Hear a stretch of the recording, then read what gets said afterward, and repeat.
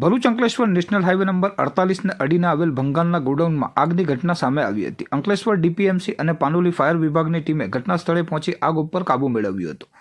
બનાવની પ્રાપ્ત સૂત્રીય માહિતી મુજબ જિલ્લામાં દિન પ્રતિદિન આગની ઘટનાઓ સામાન્ય બનતી જાય છે। ક્યાંક કોઈ કંપનીમાં તો ક્યાંક કોઈ ભંગારના ગોડાઉનમાં છાસવારે આગની ઘટનાઓ સામે આવી રહી છે। ત્યારે આજરોજ ફરી એક આગની ઘટના સામે આવી હતી।